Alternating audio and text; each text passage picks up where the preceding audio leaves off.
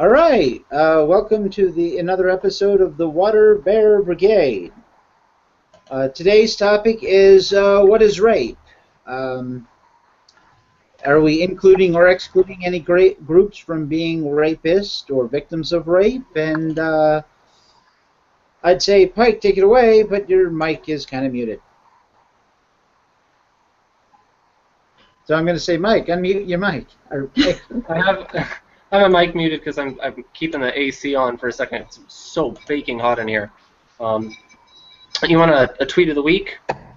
Yes. Go to the your tweet of the week. My tweet of the week is Lindsay Kirkham's her whole stand with survivors thing. If you need more evidence than her truth, then you're a rape culture. Let me pull it up here real quick.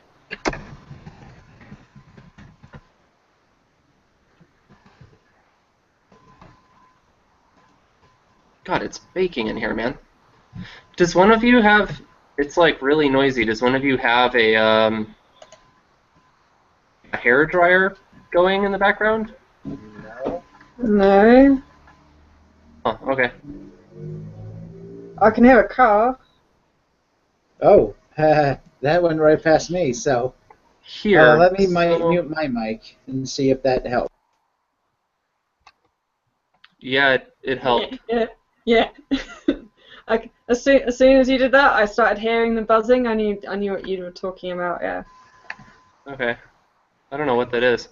Okay, so It's this isn't actually my tweet. But Aeon did a pretty good covering of this. Here we go. Then she cancelled. Meta Blaise. Here we go. So hopefully this is legible on your screen. Can you guys read that? Can you guys hear me? Oh yes, sorry, I can hear you. Sorry, I know Karn's all muted. Can you read this, or is it too small on your screen? There's no way I'm reading that. Okay, well then I'll read it to you. It's a chain of tweets by Lindsay Kirkham. I guess we're not supposed to use names. I'll have to get into the habit of that. When your stance is, quote, I need evidence before I believe her, you are rape culture. Gomeshi being acquitted doesn't make the truth of his victims any less real. It only exposes our exceptionally broken systems. When you need more proof than her truth, you're rape culture.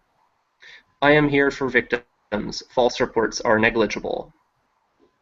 I'm mostly sitting here assuming that all the dudes in my mentions are rapists because they're going out of their way to defend it.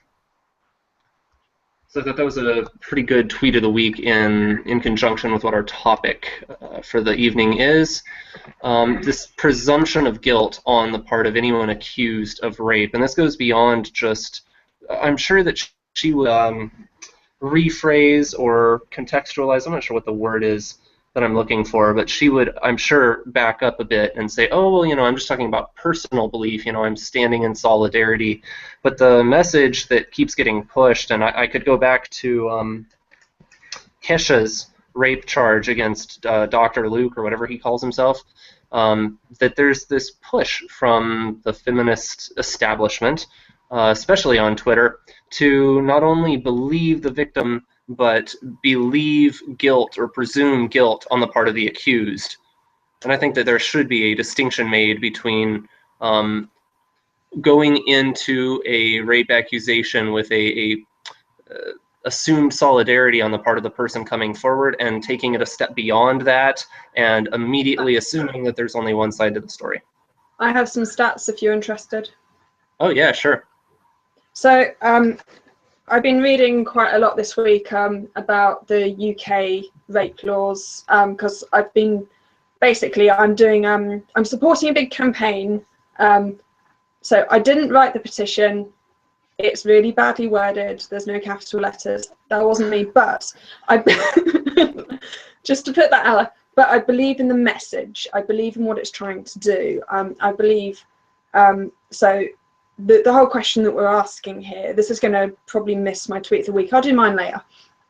But basically going into our topic, the UK rape law excludes female on male rapists. It's physically impossible for a female to rape a man under the current law. It basically includes penetration with a penis, literally. Envelopment doesn't count. It has to be envelopment with a penis for it to be rape. So I've got this big, well, I'm promoting a big petition to get this signed because, frankly, that completely denies women their agency. Like, I, as a woman, want to be held equally responsible to men. If I'm not equally responsible when I'm a naughty girl, then why should I be equally responsible when I'm a good girl? If I want to gain the rewards of my hard work, then I want to be punished for my crimes. You don't get both. I can't request that, like, oh, well, all the bad stuff that I do, just pretend that goes away, because it reduces my responsibility, it reduces my agency, it reduces my impact. It increases discrimination against women because women are not equal to men. So, sorry, small rant there. So there is a petition. It's a UK only, unfortunately, so everyone not in the UK, please promote it, share it, send it out to as many UK people. If you're in the UK, you're a UK citizen, please sign it. It is, I will share my screen. I'll find the button, share my screen, just going to share that one.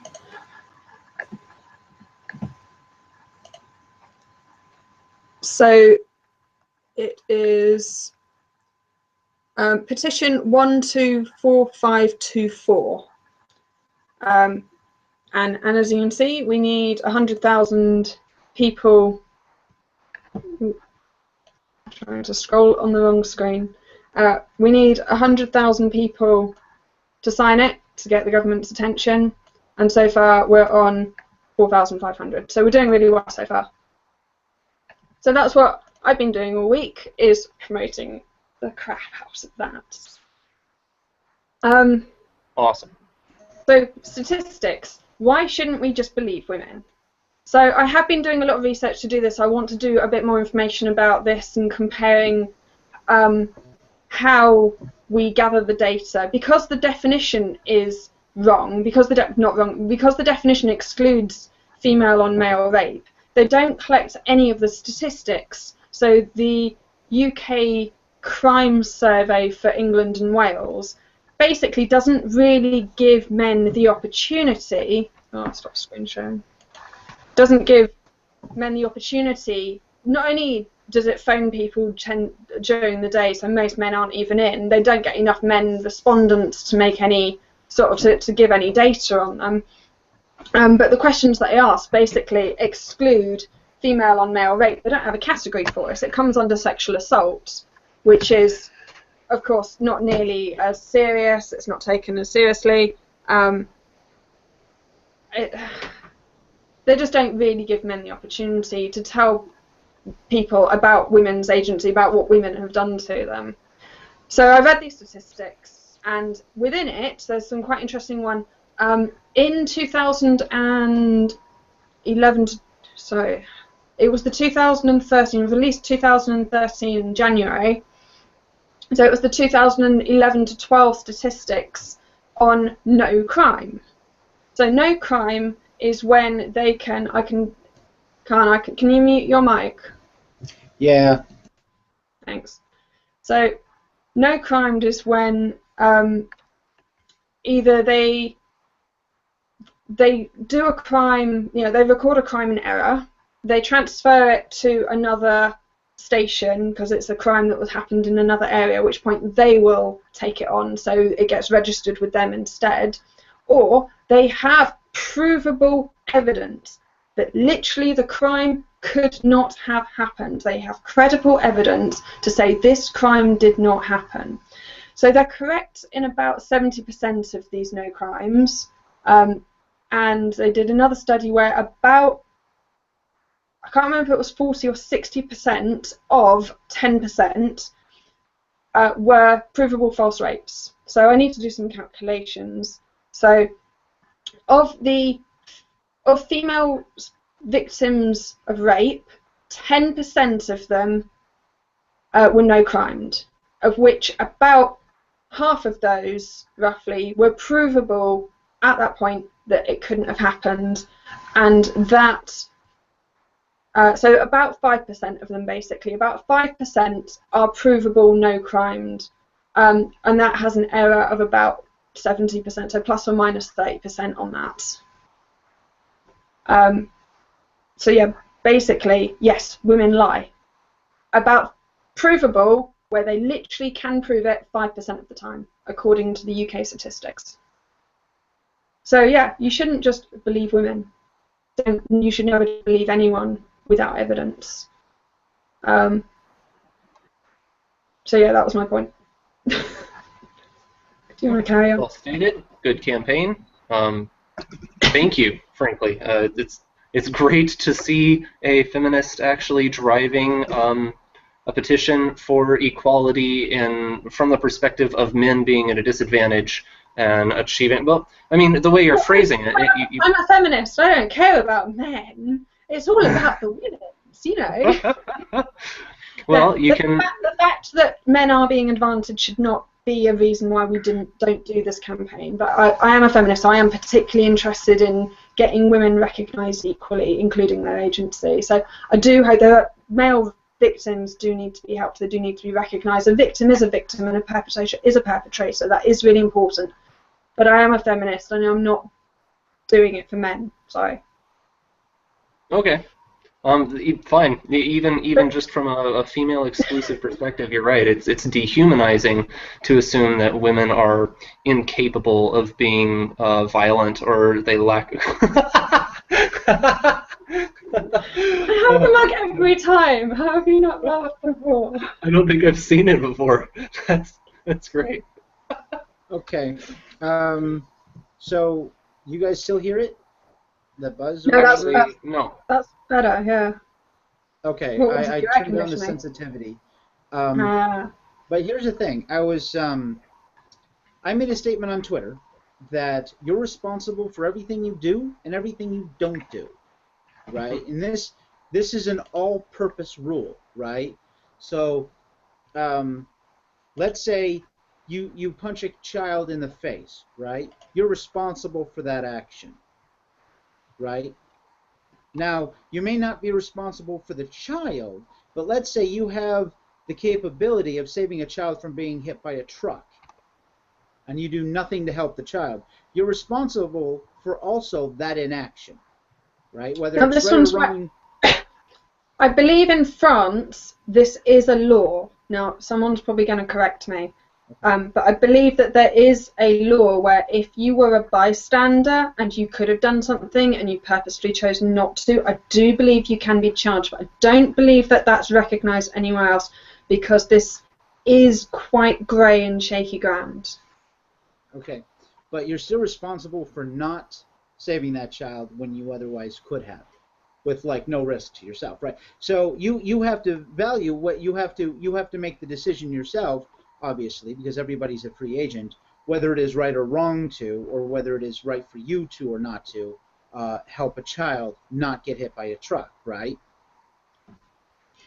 So when women or men don't report being raped, right, they are, at least in part, responsible if that rapist goes out and rapes another person, right? Because when you don't report a rape, the police don't know to do an investigation. If the police do nothing, right, you've still done everything you can to stop that rapist from raping, right? And as long as you do everything you can and everybody else does everything they can to stop that rapist from raping, right, then at least you've done what you can, right? But if you don't report a rape when you've actually been raped, then that person can keep on raping and raping and raping and raping. And all these feminists jumped on me and said, oh, how dare you, if a woman is victimized. It doesn't matter if a woman is victimized or not, right? Or if a man is victimized or not by rape. It doesn't matter if you're going to be shamed. You need to be brave and come out. Because if my daughter is raped because you didn't report that rapist, right? And he was allowed to rape my daughter. I'm going to be pissed at you as much as I am the rapist, because you could have fucking done something. Would you like At to know the least statistics? something. I'm Right? full of stats today. I did my research. Would you like to know what percentage of people report their rapes in the UK? Yes. Sure. 15%.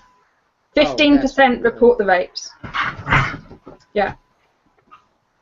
So some of them, there's various reasons for this, but yeah, basically 15% of people report it. Well, a lot of these So this is a say, comparison of the crime survey and the police reports.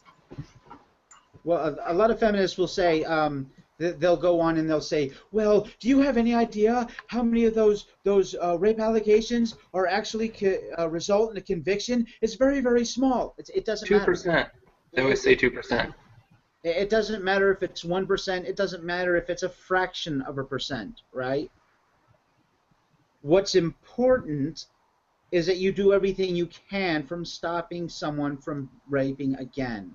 Right? So if you've actually been raped, and people are like, well, what does he mean by actually be raped? Well, a lot of people think that everything is fucking rape, right? So if a guy if a guy's wearing a rubber and he's never been with this woman before, and they're both kind of a little drunk, right? And he maybe aims a little wrong and gets in a little to the wrong hole, all of a sudden this woman thinks, oh my God, I've been raped. You know what hole you were going into? And it's like, no, you don't always, right?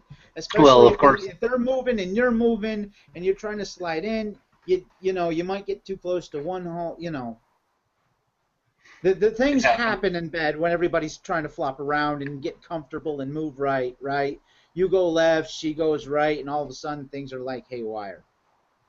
It's not always like it is in the movies where everything moves in perfectly and there's these shots. Those sex scenes in those movies, they take hours and hours, and they're fucking horrible. I think I'm going to put a link in below, because there's actually this documentary of how unsexy these sex scenes are in film, and the things the guys even have to go for. The guys have to wear things over their junk, right? And the women don't. And then they have to, you know, not only do you have the film crew there, the director there, but your family is watching you. Like your husband is watching you pretend to shag some other dude, right? And Awkward. He's got to be sitting there all sexy and kissing and you know, everything else. And the kisses, right? You see like maybe 3 or 4 kisses, maybe even 15 kisses in a sex scene. Got news for you. They've done 400 or 500 fucking kisses because, oh, that kiss wasn't quite right. Do it again, please. Cut. On that note, Sorry, random trivia, but for anyone who watches How I Met Your Mother, I always I'm getting her confused with Allison Tiemann now, but Allison, whatever her name is, the girl who was Willow and Buffy, who's in How I Met Your Mother, she refused to kiss her on-screen husband because he was a chronic smoker, and she said she just could not handle inhaling his ashtray breath every time that they were supposed to do an on-screen kiss. Have you ever dated someone who's a smoker when you're a non-smoker? Because it is foul. No, I can't. I'm severely allergic to cigarette smoke.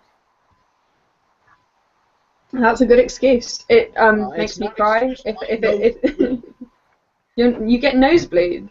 Yeah, my nose bleeds. It starts gushing. Like it's fucking Niagara Falls if I'm around too much of the smoke. I can be around it for maybe 10, 15 minutes, but if I'm around it even when people are trying to be like away from me and try to air out the room, I can't last longer than an hour without my nose bleeding. Yeah, it's a serious problem. And the nosebleed is the last stage. There are other stages. Like when I first walk into the room, it's like shoving sewing needles into my nose. Yeah, so it's really horrible. I can't be around cigarette smoke. Do you guys have a smoking ban in public places? In Ohio, yes. Okay. Oh. Because that's amazing. Since that came out, I've actually been able to go out. Because before, if I went to a nightclub or anything, I would just end up crying because it would just get in my eyes. Anyway, this is a bit off topic. Should we Yes, get back yeah. to rabbit hole. should we get back to rape? So, Yeah. no, we should get Let's back get to back to stopping it. you. So, Um, anyways, in the Twitter, right, they were like, okay, we're all against rape except for the person who initiated this argument. And I'm like, whoa, when did I ever say rape was good?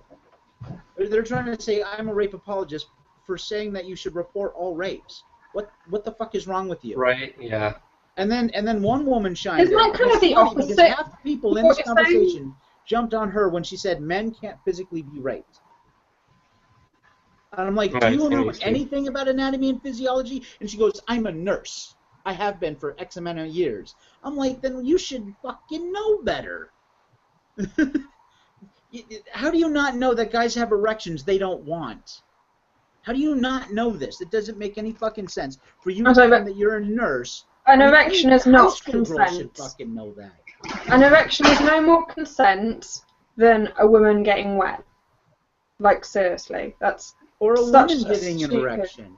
Just because So you physically stimulate someone doesn't mean they want that stimulation. No, an orgasm, again, doesn't show it's not rape. A significant number, I don't, like the stats are really anywhere from 10 to 50% of female rape victims orgasm during the rape, which is awful because not only are you being raped, but your body has just basically completely gone against everything that you want. And that must be so confusing and so traumatic. Okay, you know what? So, and for a guy as well, I mean, that's what I'm saying is a woman orgasms, just because a guy comes doesn't mean that he wanted it. I have a great analogy for that. That's like saying if you've ever gone to camp and someone's put your hand in warm water while you were asleep, that you consented to piss in your bed. Fair enough. Yeah, honestly. I'm going to stick with analogies that compare men and women, but yeah, that's an interesting one. That's Well, I'm surprised, this one is honestly. like your body has several triggers that your mind does not control, right? Does it like actually if you try work? to commit suicide Yes, it by does. holding your breath, right? If you try to commit suicide by holding your breath, what happens? Eventually you pass out and your body takes over anyways. What your mind wants and what your body wants is not always the same thing. No. Good point. I'm honestly surprised that feminists have not jumped on that prank as a consent violation. To me, it seems like a higher priority than ban bossy. You raise a good point there. That's actually a pretty legitimate. You know, I wanna say something about that ban bossy real quick. This is how stupid those feminists are. They got a bunch of rich, successful women to go on film to tell girls that if they're called bossy like they were, that they won't grow up to be successful, rich women. Like they were. Like, how fucking stupid do you have to That is a good point. I mean, if anything, wow, Beyonce was called bossy when she was a little girl. And Do you know what? She's hella rich right now. Maybe she I'm was called just bossy. You know, it's possible that she was just genuinely bossy. Anyway, what really annoys me about a lot of things, so with feminism, there's a lot of different types that everyone's always arguing. Everyone has their own take on it. So there are a lot of feminists out there who use the word rape. Just, it drives me insane when they use it out of context. Oh, birth rape. No, that's not birth rape. Oh, come on, to my Really? favorite one. Which one's To your my favorite one. I can't think of which one Don't your know favorite. what my favorite one is? Stare rape. Stare rape. Oh yes, stare rape. If a Stare guy, rape. I actually Rape. have Rape, this rape. tweet somewhere saved, right? This stupid fucking feminist tells me that if a man looks at a woman in public, he's harming her. I'm sorry, but that is rape Because culture. men's Inflating men's everything sexuality is is rape. predatory. Inflating everything is rape culture. You are belittling the term rape. You are reducing its impact. You are reducing when someone goes, I was raped, they're not going to be taken seriously, and that it drives me mad that these feminists are like, it's rape culture, it's rape culture. No, you are causing rape culture by belittling the word Hold on. with Let's do this staring. categorically. Blaise, hold on a minute. Let's do this categorically. These feminists, right? They're causing rape culture for, one, denying that male rape victims exist. They're causing rape culture because they're telling other women not to report their rapes because it won't do anything. It won't do anything because if they don't report, then nothing happens anyway. That's like saying, well, if I put in an application, there's a small chance I'll get the job. So small, I might as well not put in. But if you don't put in the job application, you never have any chance whatsoever.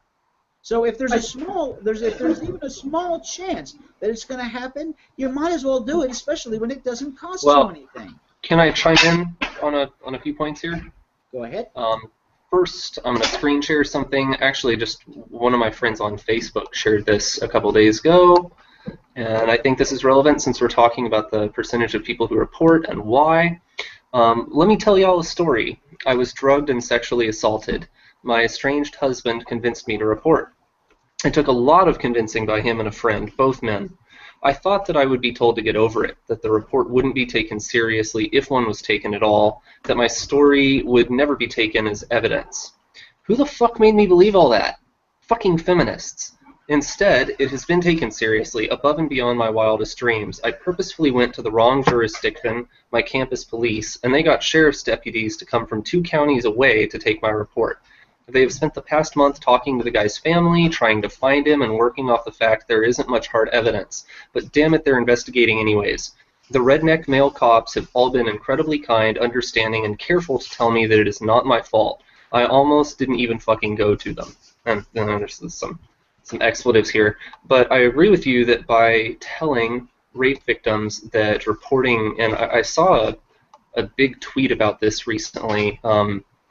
One of the feminists that for a while I tried to get along with, and it didn't work out so well, she made a long thread about how she was raped and didn't report her rape, and seriously 20 or 30 tweets long justifying why it's okay and totally understandable and excusable for women not to report their rapes.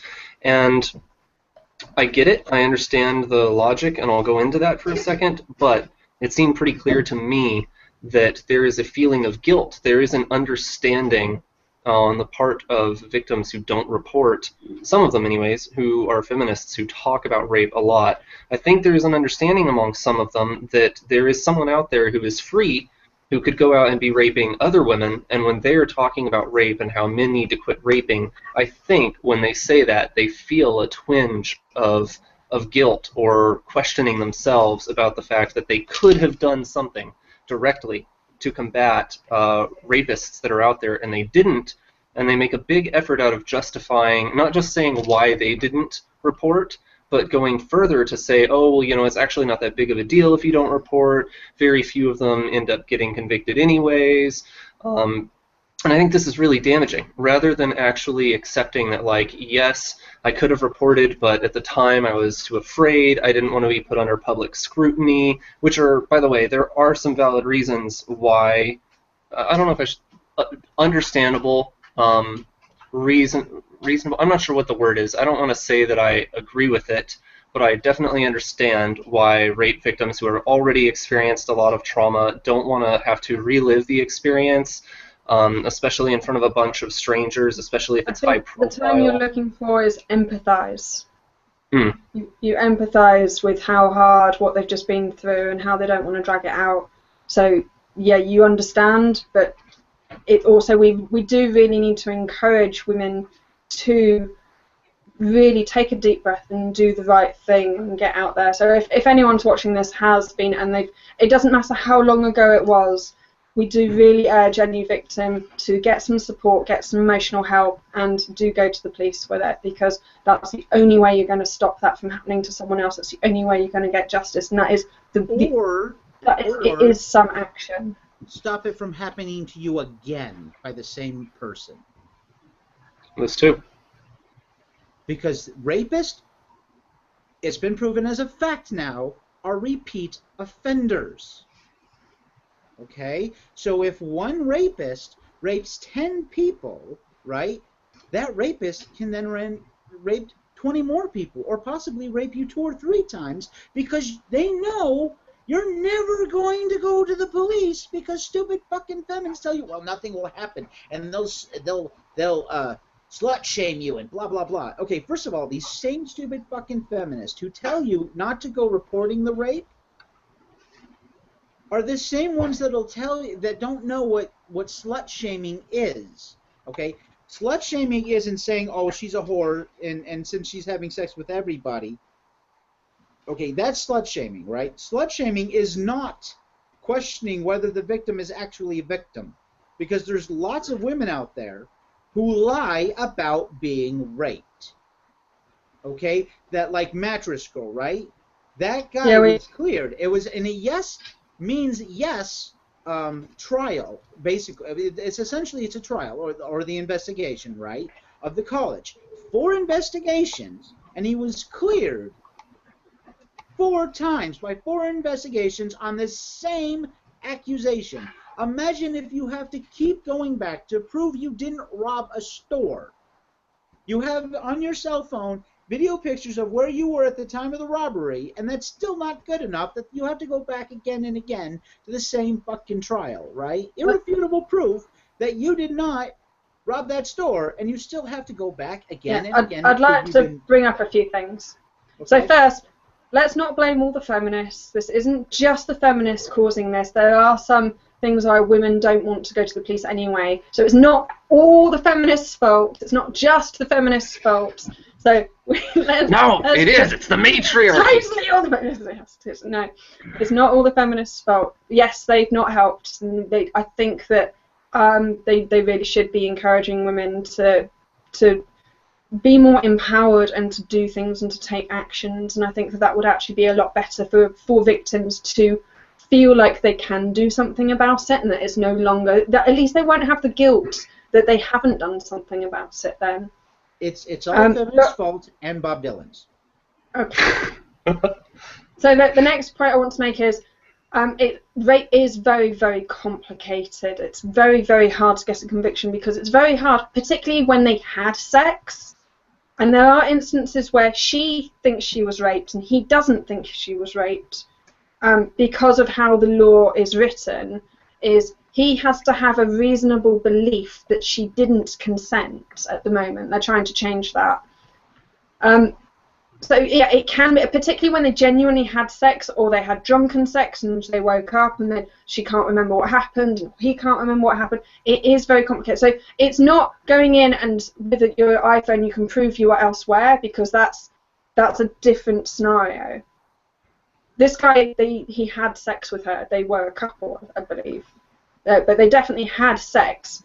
So he can't go, well, that it didn't even happen, because it obviously did happen. It's just, did she consent? Which case? Did he have reason? So the case you just said with Mattress Girl. Okay, yeah. He then said, well, he proved 4 times. Well, he proved it because it was on his phone that her text messaging saying, I thought us having sex was great last night, and and I want a relationship. And he goes, I don't want a relationship. So it wasn't that it didn't happen. It was that he had evidence that implied consent. So yeah, that's fair enough. Okay, that's fine. But it is ridiculous. He shouldn't have gone through that 4 times. And there is. And then she asked him after. Well, not just that. It's not just that. Honestly, sorry.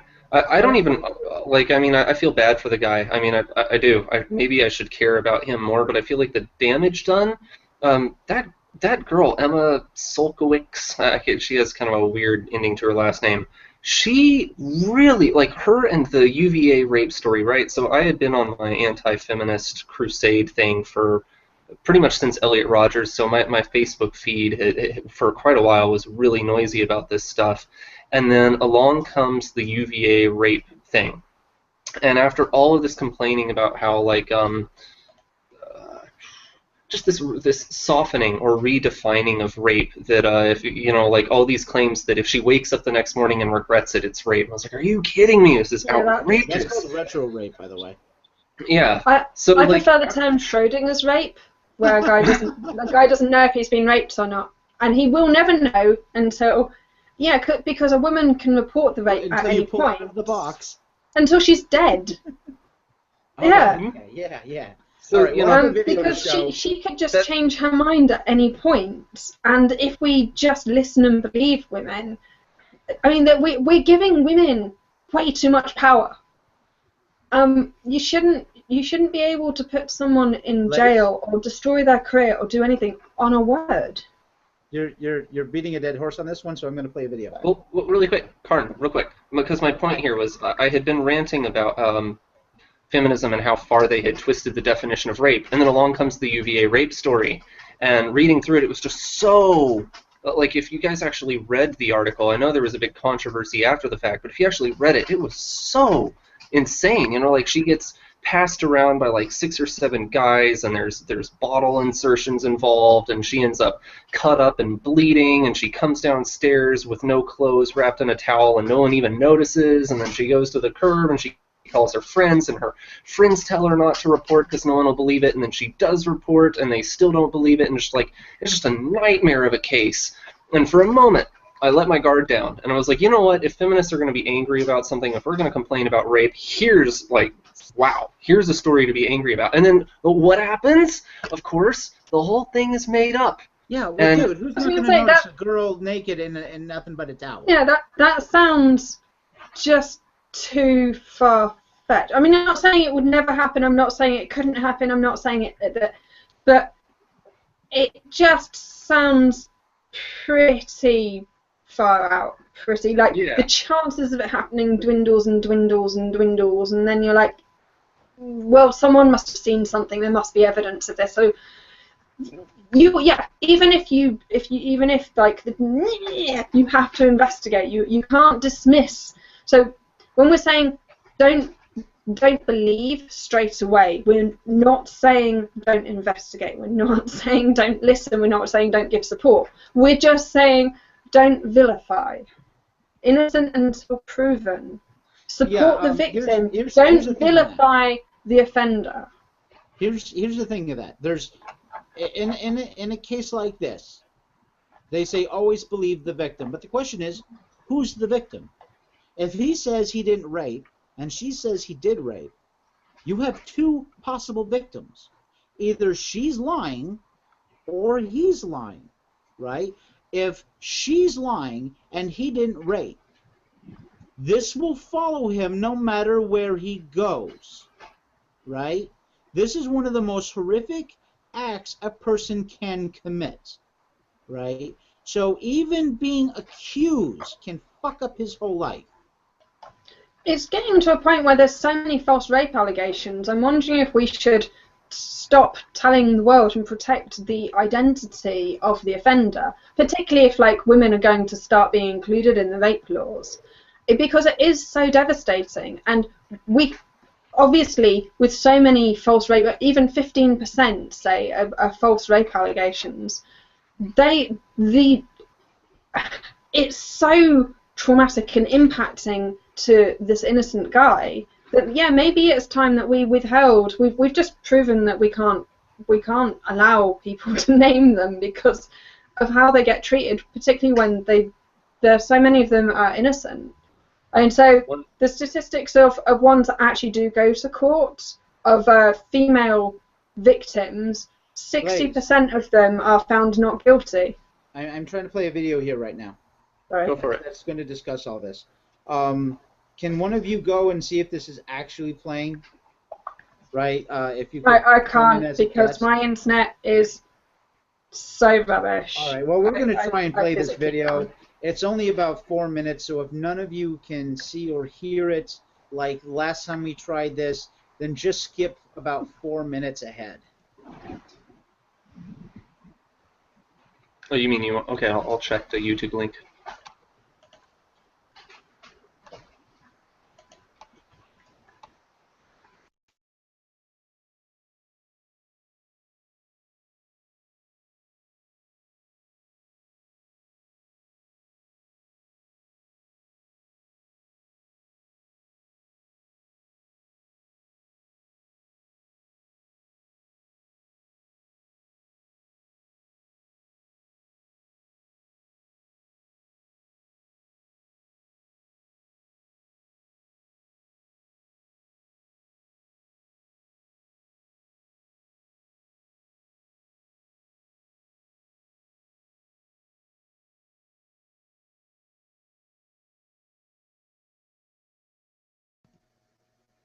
Okay, give me a thumbs up if you two can see and hear this.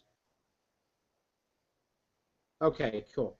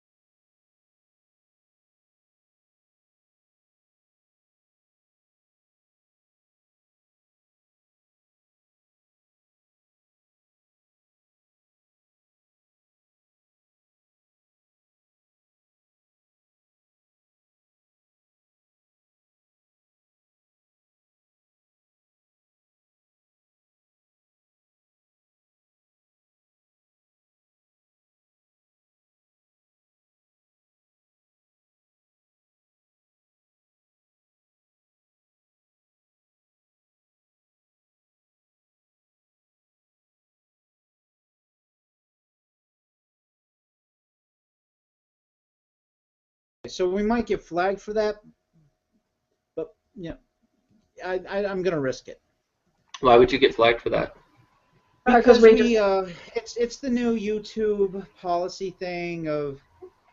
That's assuming it shows up at all. So if the video didn't show up, we'll put the link below, and it was quite an interesting video discussing the stats, breaking them down, and then manipulating them slightly to show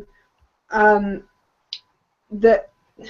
I don't know how would you describe what it showed? That was an accurate portrayal of how you use real statistics to go through a study, right? So he shows that the 2% statistic was put all in the entire spectrum, and they overloaded the number. No, because they don't report numbers of. It makes no sense. So he actually knows how statistics works. I've taken statistics class myself. He's absolutely right in everything he says here. And he was intellectually honest. He could have used that other study that showed that 40%, but he didn't use that. He said, we're going to stick with the Enliven Project, which tried to show, whatever, and he completely debunked, their crap statistics. While we're on this topic, since we're talking about the different studies that have been done to show different rates of false reporting, I happen to have a little graphic here, and it shows, I guess, is at least a dozen, maybe 15 different studies. Ooh, I definitely want that link. Yeah, so here's one study that found 1.5 to 10% of false reporting rates, and then here are two that showed 2%. And then here's one that was 3% possible or probable false allegations and 22% recorded as no crime. Here's one in 1978 that's 3 to 31%. Here's one in 1989 that's just about 3.8. The U.S. Department of Justice in 1997, which seems like a pretty significant one to me, that one's 8%. Here's another one in 1977 that's 10%. Here's one in 1999 that's 10.9% as false claims and 25% recorded as no crime. And I'm going to guess here, speculate that no crimes, a lot of these end up being like... I described no crime earlier, so that's the term used in the UK, or used to be the term, they've just changed it to something else, where they could prove the crime never happened, it was recorded by accident, or it was recorded to the wrong police department, so they transferred it to someone else, and they would then take on the statistic, but that inflates the no crime thing. So it does include a number of things. So the numbers that I quoted earlier are to do with that no crime of the rape statistics. What's interesting is the no crime statistics on average for that year that I quoted earlier was about, if I remember correctly, about 3% for all crimes, and it was 10% for rape. So there's a significant difference, and they did state in the I'll give a link and stuff to the paper that this is from. They did state that no criming of rape is a significant problem that does need to be addressed. Okay. Well, this list is from minimum to maximum, so it only gets bigger the further down you go. Here's one that's 11. Here's one that's 11.8. Here's one that's 18.2, and it shows you the size of the survey, I suppose. So these two here, close to the middle, I think are the biggest. The sample, the one up here is pretty big, 2,700. Sample sizes are 1 of 56. That's some of them are really small. I mean, you should just discount quite a few of these. And that one's quite big. So here, one of them was the two of these that look the most reliable there's to me. 2,643, the 3% possible to 22%. That seems to be the biggest. It would be really interesting to read these studies and see how they determined this. Keep in mind that rape statistics, and when you're talking about false allegations and actual rapes that occur, it's going to vary from place to place by law and what's considered under the law as rape and what isn't. So a lot of these are going to vary between one region and another.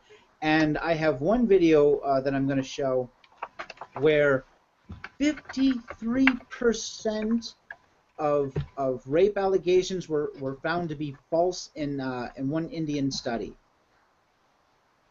So I also think that culture makes a big difference here. So if we have a culture that encourages listen and believe, you are going to have an increase in false rape allegations. You are encouraging it. And no I do doubt. think that women, it's provable, literally provable, that it was a false rape allegation. The law should slam down on them so hard. That is so disgusting. It harms real victims, and it's absolutely abhorrent that any woman would make a false accusation.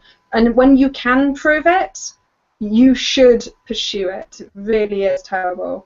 And it does not harm real victims from coming forward, because they're only found to be no crime, they're only found to be provable when they are investigated. And they give as much benefit of the doubt as they possibly can. It's literally when they actually have provable evidence that it could not have happened.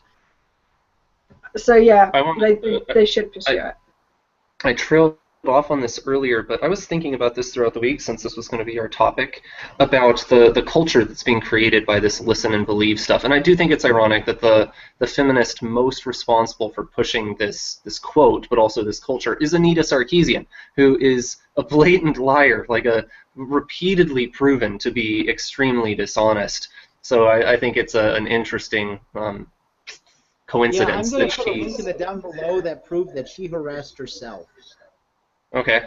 Okay, so in the Kesha thing, I went ahead because I was curious. I wanted to see what was happening to Dr. Luke. Someone retweeted something that he had said, and I was like, oh yeah, he has a Twitter. I wonder what's going on over there. Like it would be some big surprise. And every tweet that he had made for the last 2 weeks, and they're like, oh, hey, I'm hanging out with such and such artist. We're in the studio recording blah, blah, blah. Just kind of carrying on business as usual stuff. Every single one of his tweets, the first, second, third, fourth, fifth, sixth, seventh, eighth, ninth, and 10th tweet, comment, and response was kill yourself, die in a fire, I hope you get hit by a car, I hope you get AIDS, with thousands. I mean, one of these had 5,000 likes and retweets, 5,000 favorites, probably half as many retweets, but we're talking about, can you imagine how badly your phone would be exploding? I mean, he's a celebrity, so I'm sure he gets huge notification spam all the time, but can you imagine logging on to Twitter and just tens of thousands of people just telling you, I hope you die. I hope you die in a violent, horrible way. The thing is, freedom of speech. I think we may be the next one. I would suggest we do something on harassment and things, because yes, this is awful. We should not do it. You should never tell someone to die, but at the same time, they are only words. And if this person was a feminist, like, I'm sure this is what Anita Sarkeesian gets day in, day out as well. So I do think that that would be a really in-depth, interesting discussion that I think we should save for another day.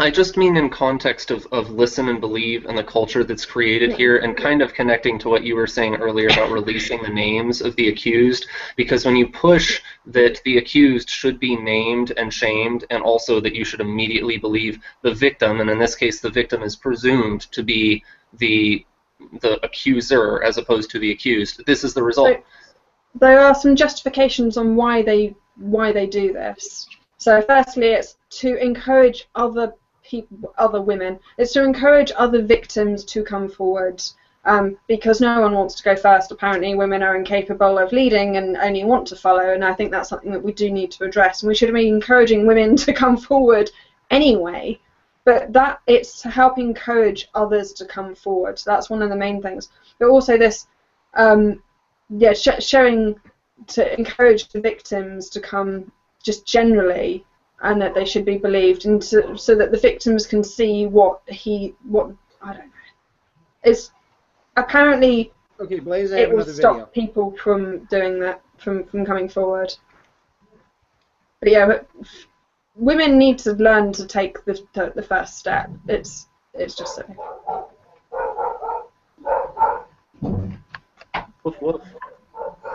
Apparently pizza is... Yes, because the dinner I made clearly isn't good enough. I've had it marinating all day. All you have to do is put it in a pan. But no, there's pizza again.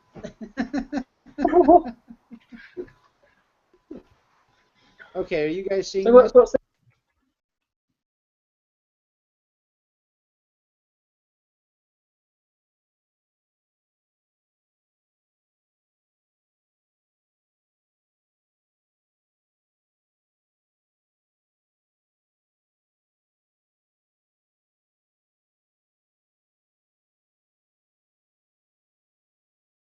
Okay, because this video is a bit long, I'm going to start pausing it in the every 20 seconds. I have seen this one, and you probably do just want to skip to the relevant, because it does go on a bit, and most of it's really irrelevant. Once it hits a part, I'm just going to end it right, but I'm still going to do the 20 seconds on this one, just in case, because you both did see it, you both did hear it, so as far as I know, it's working. But okay, I got you. I can see it. You can't see it? I can see it, but I have not watched it before. Oh, okay. Yeah.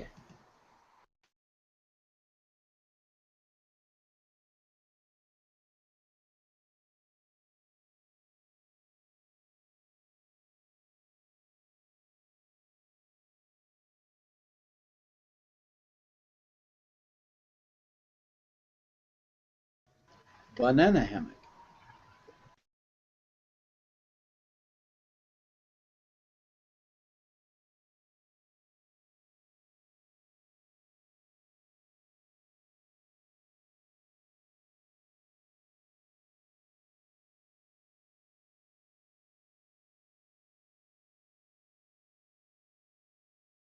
Okay, again, just a brief pause. Are we really watching the?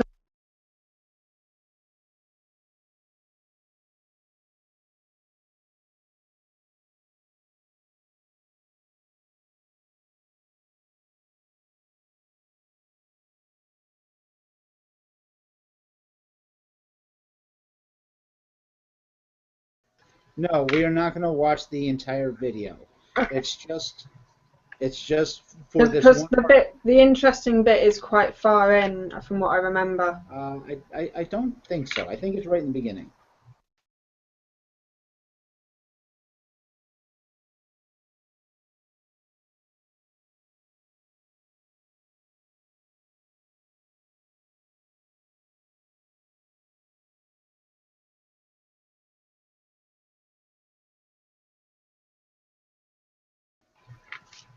Actually, yeah, you might be right.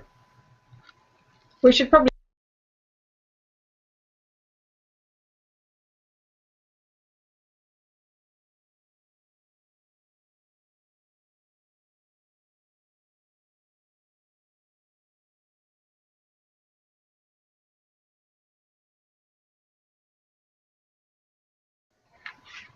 Slide my panties to the side and Yeah. have his way. Yeah, you were right.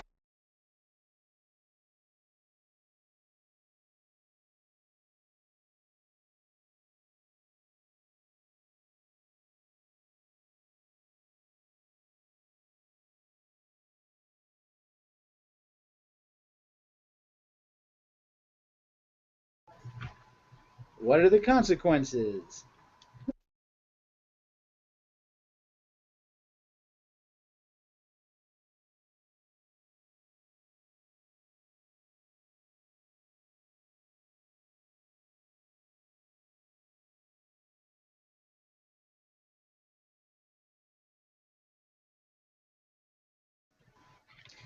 And that is true. She is right.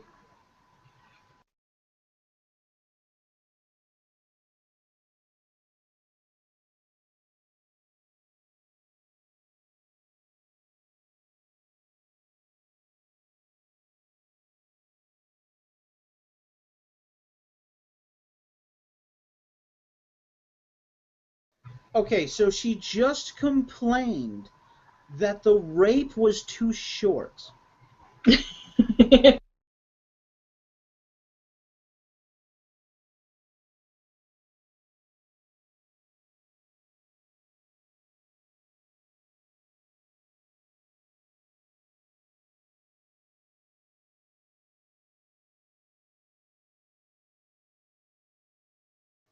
She spent the night.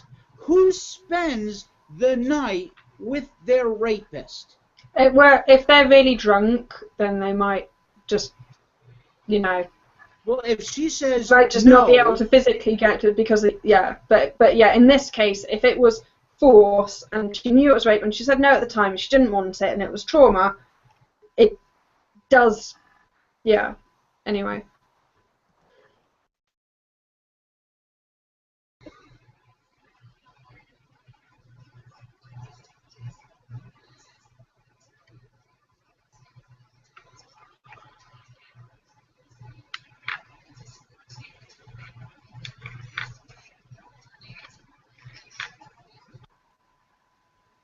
ooh, she's in trouble.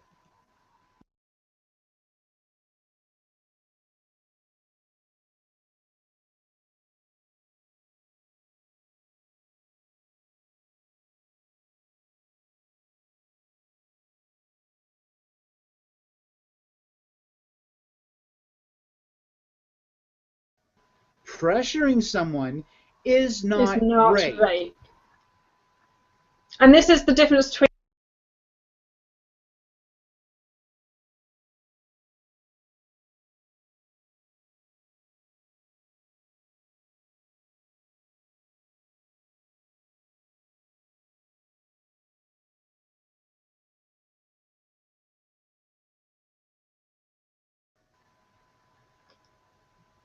I'm No, sorry this is the no means no versus yes means yes. This is the exact example where you should just believe her. She should have just been like, you raped her, you're going to jail, like we'll dismiss this and get this to a bigger court, because I don't think she deals with that sort of thing. No, to keep in mind, she's a court judge. She's not an actual acting judge, right? Yeah, I don't really understand that and what you before the show, right, where it says she in these cases, right, she's basically there's a moderator.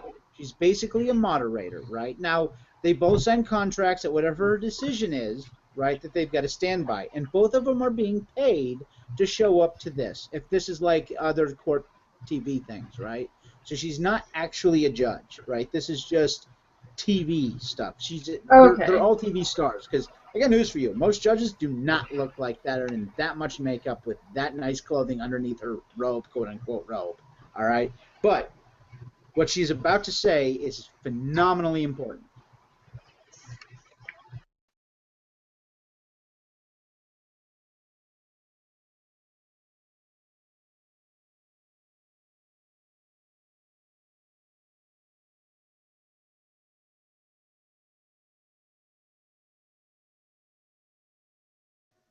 Convincing somebody to have sex with you, again, is not rape. And it's not using your body against you.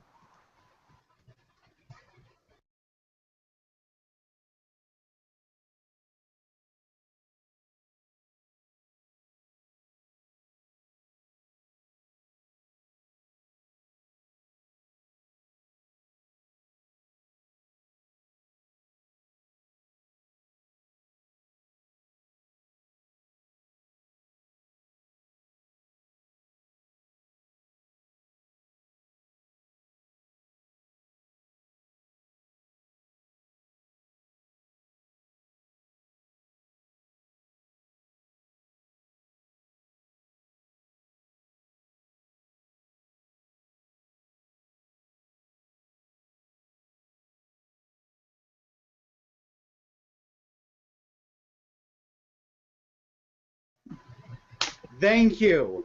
Thank you. Thank you. Because she's absolutely right here. And I actually did miss my 20-second step, whatever.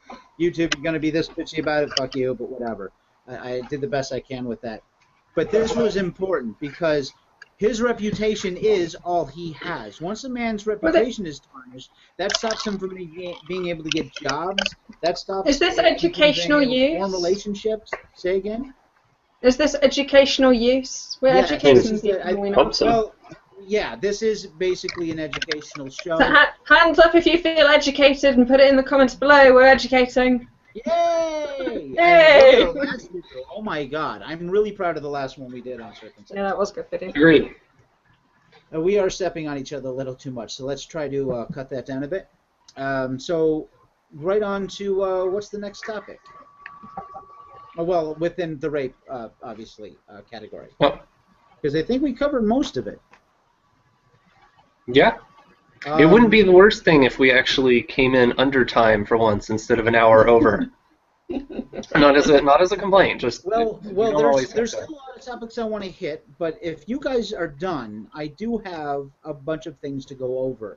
Well, I haven't done my tweet of the week yet. I've got some really interesting ones here. I'm sorry for my computer failing earlier. It got pretty beat up, and I mean that in a physical way. So sometimes it shorts out now. It's a long thing I don't want to get into. Some bad things have been happening to me lately, and that's all I'm going to say on that. So if I cut out again, I apologize, and I get back on as soon as possible. That being said, go on to your tweet of the week. Okay, so I've got a couple. So I'm just going to read them verbatim. Even institutional barriers men face do not count as oppression because there are other men doing the oppressing.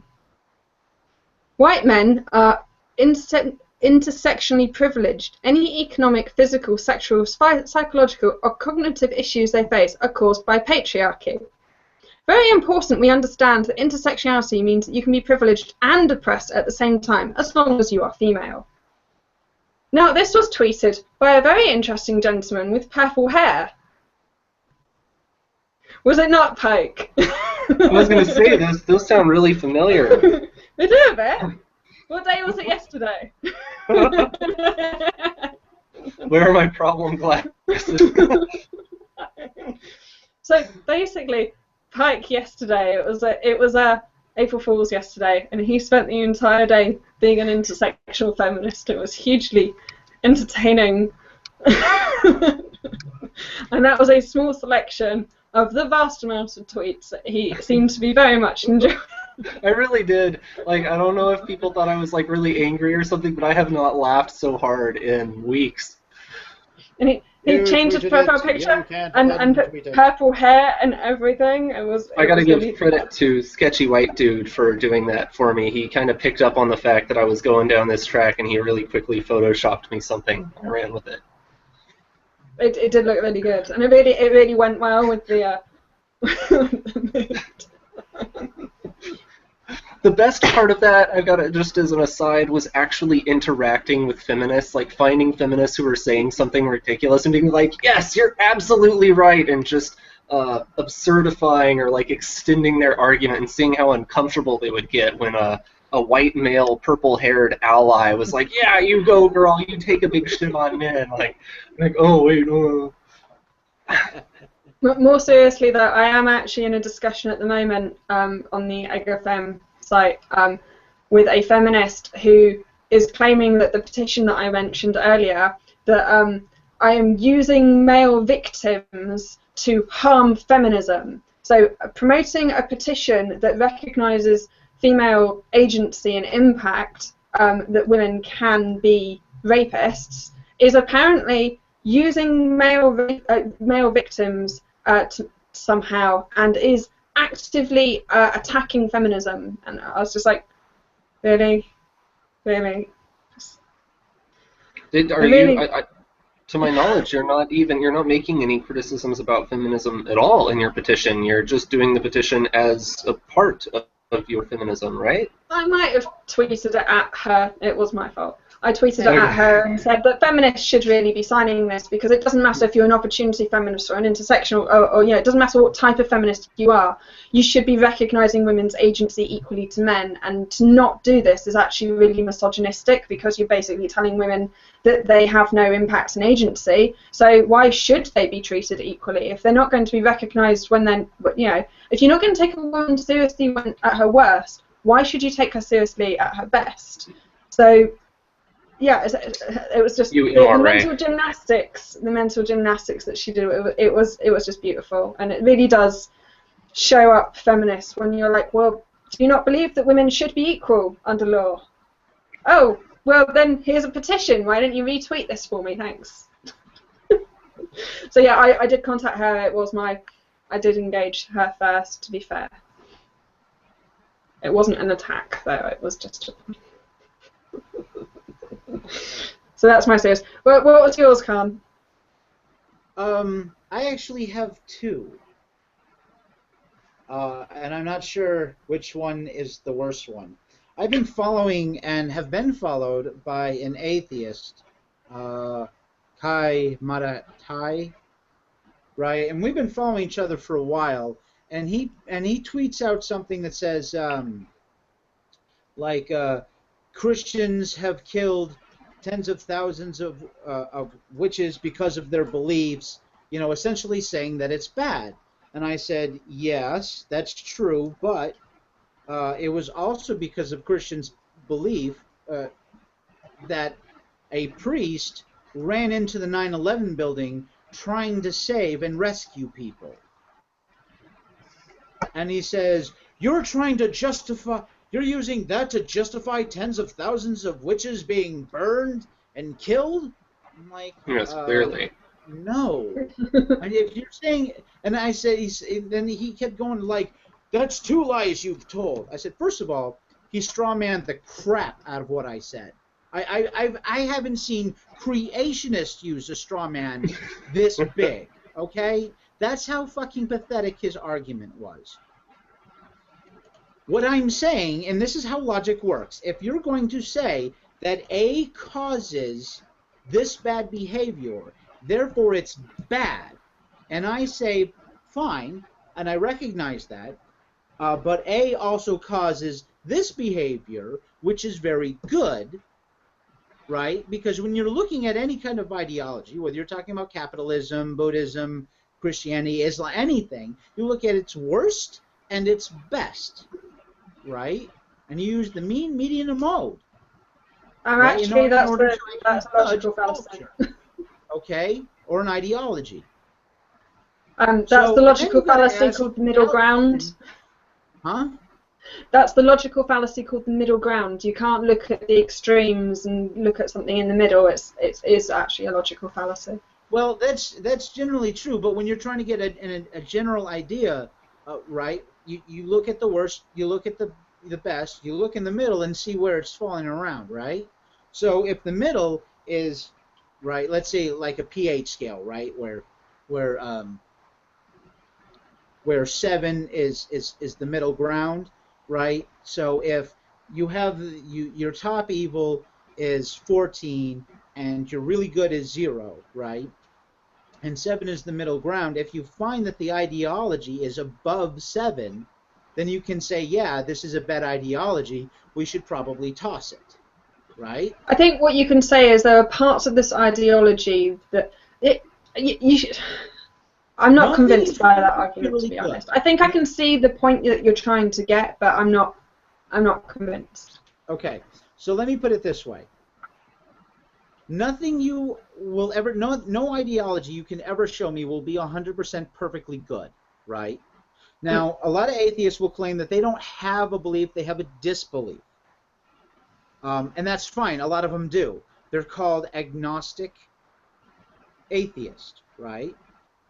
And they don't actually have a belief. They say, well, okay, you say this and I don't believe it. Everybody has a belief of some kind, whether they believe in capitalism or a god, or whether they believe that tomorrow they're going to go into work and it's going to be a good day. Like, whatever. Everybody has beliefs. You cannot operate without beliefs. Now, some beliefs are supported by facts. Some beliefs are there because of it's happened in the past, and therefore there's no reason to expect that it won't happen in the future, which again is another fallacy. However, it's the one we go on, right? There's no guarantee that the sun's going to be there tomorrow, but it's been there every single day for the last how many billions of years? This is basic inductive reasoning there. Yeah. Yes, it's inductive reasoning. Which is different, which is slightly different from the logical fallacy that escapes me at the moment. But he instantly blocks me, telling me that he's lied twice and not to talk to him. Oh, actually, he didn't block me. He unfollowed me, and I unfollowed him because he was just trying to hate on Christians. Now, I'll call out Christians out on their bullshit, right? But I'm also going to call out atheists on their bullshit when they make bullshit claims that they can't back up. And someone says, well, atheists don't make claims. Well, that's not true. And I've had this conversation with the same atheist several times. I run into a lot of atheists who are Gnostic atheists, who say no God could or would exist, right? And I said, okay, so prove it. He goes, what? The burden of proof is on those who assert. You just made a claim. You claimed no God could or would exist, so prove a God can exist. And he can't. So he comes up with this, well, I believe the existence of a God to be unfounded until they prove otherwise. I'm like, no, you're still you're moving the goalposts on that one, and two, you're still resorting to the same fallacy over and over again. You've made a claim, you need to back it the fuck up. And my other tweet of the week was actually John DiMaggio.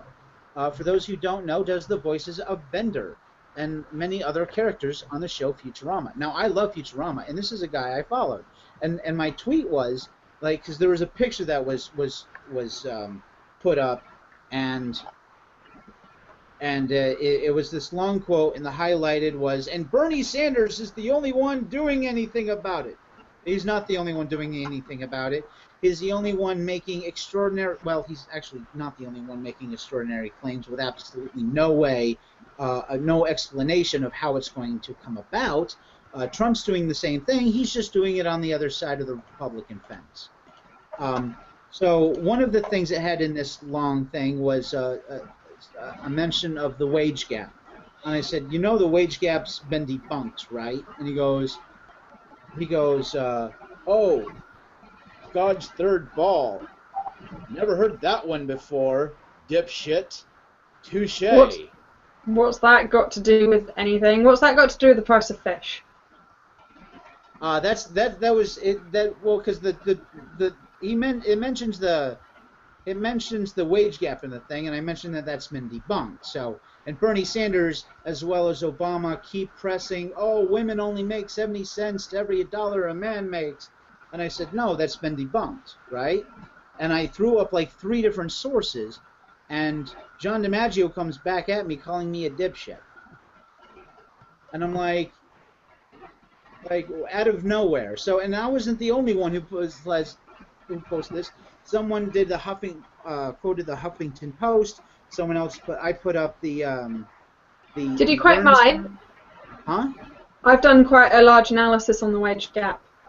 Yeah, we'll cover that some other day. But I just thought it was odd that without anything, he automatically assumes I'm a dipshit because I mentioned that the wage gap's been debunked. I even mentioned that the wage gap was even debunked by Freakonomics. Yeah. For what it's worth, Karn, I had a bout with Cher one time that went about like that, and it was like literally Cher. And I disagreed with some guy, and he tagged Cher into our discussion. He's like a huge obsessed, like the One Direction fandom. He's like a part of the Cher fandom. And he tagged her into our discussion and was like, please rescue me from this misogynist arguing that the wage gap doesn't exist. And she responds, and she's like, why do you hate women? And I had like a 3 or 4 tweet exchange with Cher, and I'm sorry, but she acted really dumb, like just punctuation and grammar all over the place, and then she denied saying that I hated women, just that she called me a misogynist. So I looked up, I Googled misogynist and posted it and was like, it is the hatred of women. And she was like, why are you afraid of strong women? We're not going to hurt you. I'm like, why? I'm tweeting Cher. I am engaging you and your, 50 million followers. Do I look like I'm afraid of strong women? Are you kidding me? So, tying this into your experience, it could be that DiMaggio here is just kind of virtue signaling, that he doesn't want, he has this knee-jerk reaction. He doesn't want all of his female fans to think that he's, a misogynist, anti-feminist, and so he feels kind of obligated to... Yeah, I understand him disagreeing with me. I understand if, he thought that I was stupid or whatever, but to flat-out say dipshit, touche, he's completely waving me off and completely calling me a dipshit. Without saying any fact, first of all, if he's heard this before, then he should be informed enough to know that I'm actually right. No, I need a massive ad hominem attack.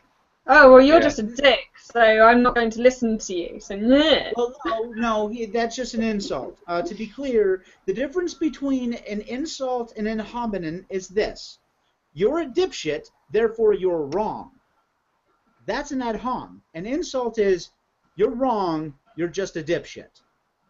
I kind of got the impression that he implied that you're wrong because you're a dipshit. So I'm going to stop. So I got the impression that he was using that as the reasoning why he shouldn't listen to you, which would be the ad hominem. Well, so I suppose it depends.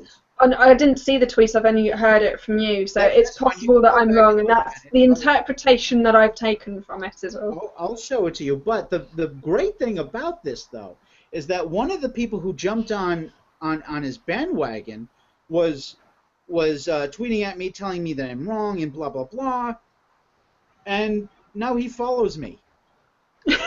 We had a great conversation last night. I followed several really good people. So, you should follow people that you disagree with. It makes life much more interesting. We found out that we really did, because he thought I was talking about something else, right? And he goes, "Oh, you're talking about that gap. Oh, I thought you were talking about this other gap."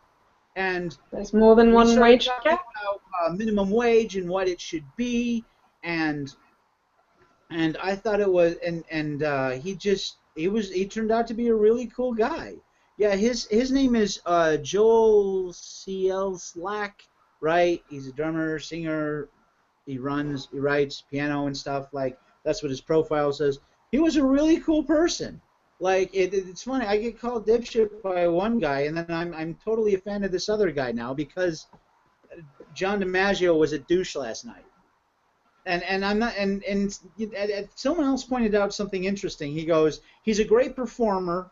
His work is great, and I love him for it. But he's more of a politician for this than he is an educated individual. And I'm like, well, you're right on that, because I love him as Bender Benning Rodriguez.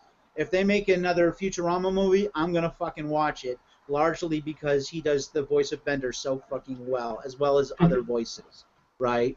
I mean, I love his work. He can call me a dipshit all he wants. I just thought it was, my respect for him just really dropped because he just went for the insult and the waving off instead of actually seeing if I had an informed, opinion of something, which I do. And it's just, I think it's really, really, really pathetic that he just chose that way of communicating. So that's my tweet of the week. So it was really disheartening. They say never to meet your heroes, and I get, well, fuck it, they're right, man. God damn it. Some of that could be, I often wonder this about people who play characters, how much of the character gets kind of like rubbed off on them, because Bender, that is exactly the way Bender talks. So like it could be that like he has kind of become the abrasive, like dismissive retorter that Bender. You're also assuming that the reason he wasn't so great for Bender was that he was playing a portion of himself for that. So exactly. It could have worked the opposite way than you're thinking. But he plays not just one character, but a shitload of characters on a shitload of different shows. Oh, okay. So if that being the case, right? I mean, he plays a shitload of characters just on Futurama. But he also plays a whole bunch of other characters in a whole bunch of other TV shows, which are currently active at the moment. He was also in one of the Boulder Gates games, I think the second one, but don't quote me on that. And again, like I said, I think his work's phenomenal. I love it when I see it. I'm like, oh shit, it's Sean DiMaggio, or it's, oh shit, it's Billy West. I'm a huge fan of these guys. What I should have said was, if you think I'm wrong about the wage gap and how the statistics have been bullshitted on that one, ask Ken Keeler to explain it to you. He has his PhD in mathematics, for those who don't know. that should have been my response. 2 hours later, you think, oh, fuck it, oh well. There's a French word for that. It's called l'esprit du escalier, and it means like the spirit of the stairs, and it's you're walking up the staircase away from a confrontation. You're like, oh yeah, that's what I should have said. Yeah, I hate that.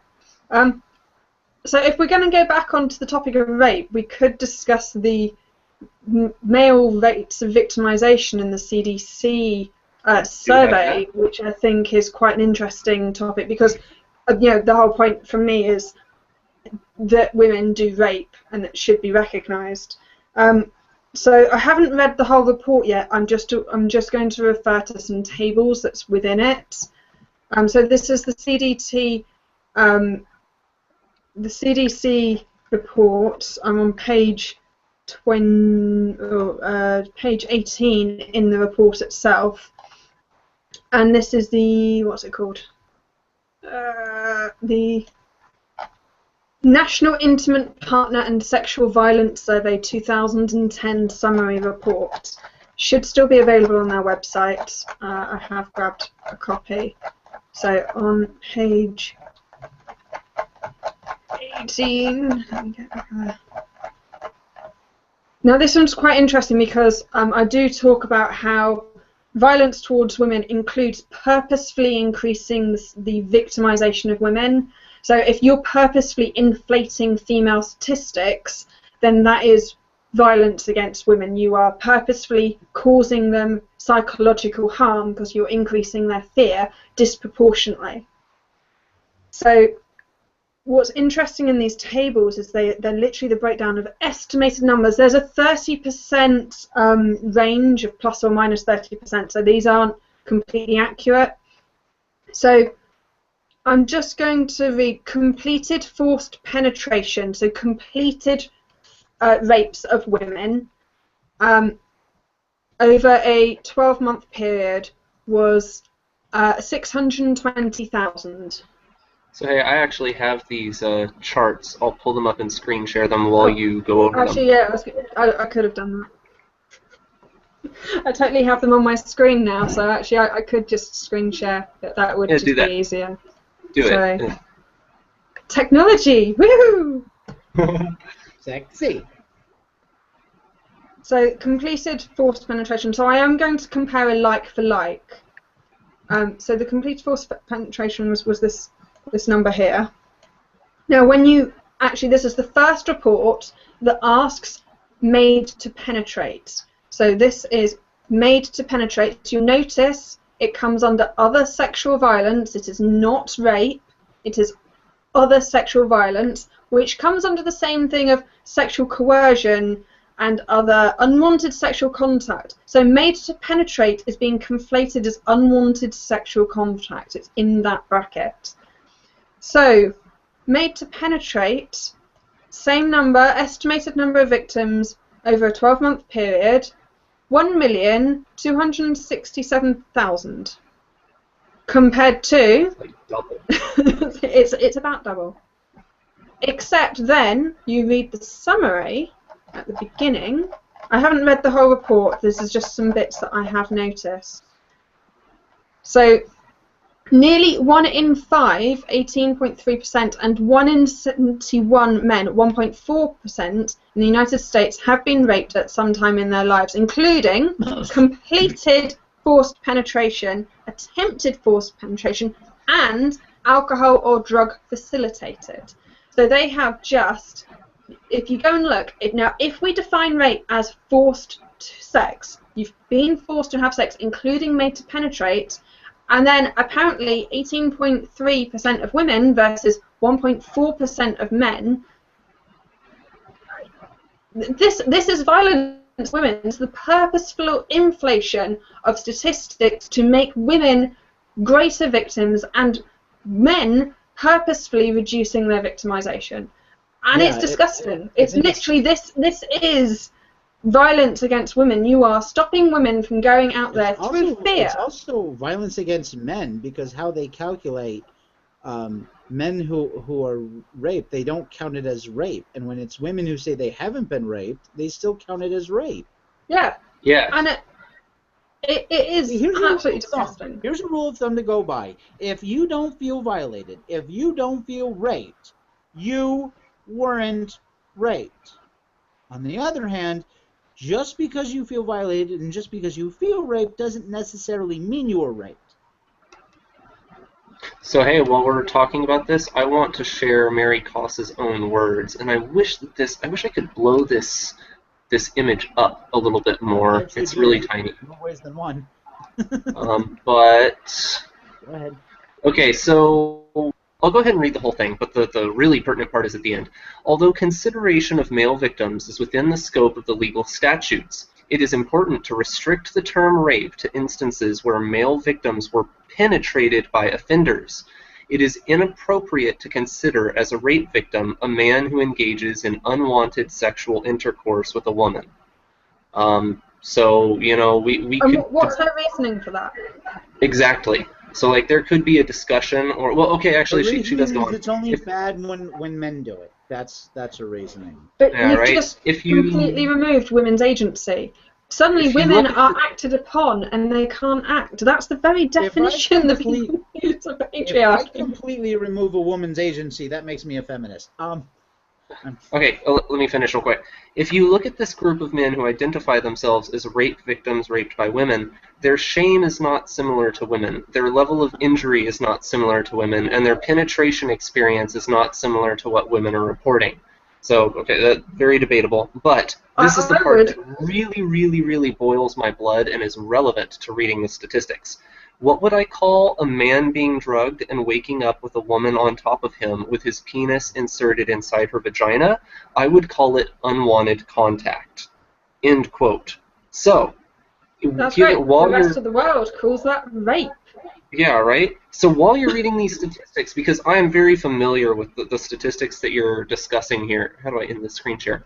But I'm going to share a screen for the moment, because since you did that, I'm going to show this, right? Do you see this? Okay. What that means really quickly is that those forced to penetrate numbers are separate from the drug-assisted sexual contact beneath it. And Mary Koss, in her own words, is saying that she would classify, she would not consider these as necessary. I don't know if the made to penetrate includes drug-assisted sexual aggression on men, and those numbers are huge. No, I'm fairly certain they don't, because they do make it a separate category with the women, but not with the men. So I'm not sure. I'm going to have to read the report and see. Yeah, I would argue, links to that. I would argue Sorry, her quote where she says that it's different for men and women. I would say it's worse for men because of the rape culture against men. It's not recognised by law. It's trivialised. There's no help for them. There's no support for them. They can't get justice. People laugh at them. And you're telling me that that's not worse than what women go through? Sounds intersectional to me. Yeah. I mean, if you feel victimised, you feel the trauma, and there's nothing you can, and society isn't supporting you, that's going to make it far worse. So I would actually argue that male victims have it worse.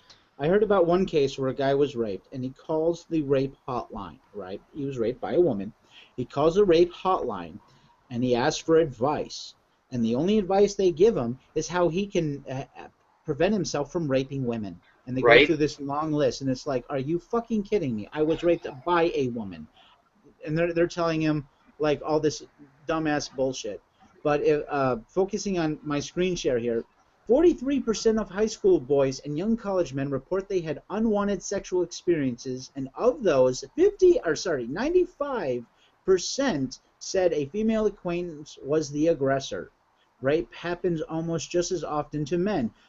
More women, 97.5%, than men, 93.5%, had experienced unwanted sexual activity. More men, 62.7%, than women, 46.3%, had experienced unwanted intercourse. Isn't that rape? Okay, so if you look at where I'm getting these statistics, one of them is powderroom.jezebel. Right? I mean, Jezebel, even fucking Jezebel, for crying out loud. Another source here, right? Like one of the first ones, up here it says the APA.org.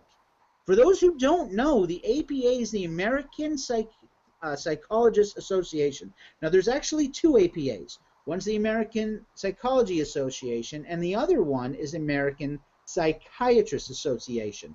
The difference between a psychologist and a psychiatrist is a psychiatrist is a medical doctor.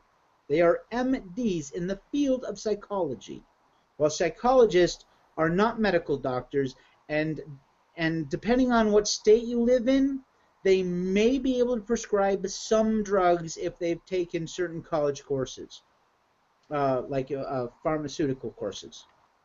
And I think it's absolutely disgusting. Here we are with statistics showing that women are capable of raping, and the law just goes, no, don't care. I mean, yeah, it's terrible for both the victims and the perpetrators, and this enrages me so much.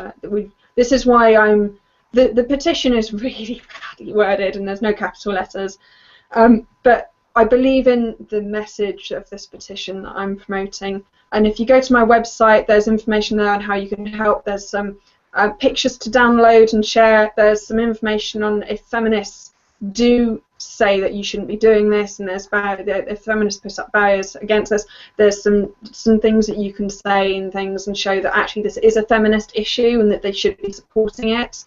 Yeah, at the end of the day, any feminist that says that women shouldn't have equal impact and agency to men, what sort of feminist are you? I mean, seriously, you're literally telling women that they're special cases, Blaise, that they're...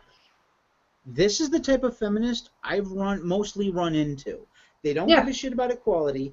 They only give a shit about forcing women to be victims and forcing men to be perpetrators. And bringing No this to attention, and then look what happens when a mother kills her children, right? When a mother drives the car into the ocean to kill her children, the men go running up to the car trying to save the children while the mother tries to fight them, right?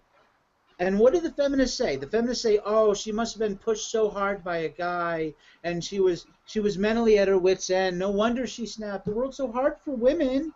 Right? And then when a guy snaps and kills his whole family, they go, "Oh, look how monstrous and toxicity male is. Males are, and masculinity is." It's monstrous. It's misogynistic to deny women their agency and their capacity for evil. Yeah, and it is like so if feminists do come up and they're if this is drawing a line in the sand, this says, do you believe in equality at all levels? Do you believe in women's agency? Do you believe that women should be equal to men under law, including the responsibilities? This is a line in the sand, and I am asking feminists to join me on this, to promote this, and to get this law changed to recognise women's agency, because how is this not a feminist issue? And the longer that feminists deny that this is a feminist issue, the more MRAs you're going to have to deal with. Well, it just makes them look silly.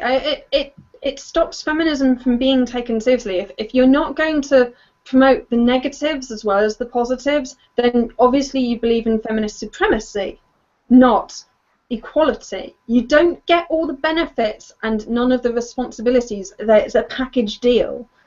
And it just means that feminists are just, again, people point at them, they laugh at them, they don't take them seriously, and then when there's an issue that they want to come up with, well, no one cares, because no one's going to listen.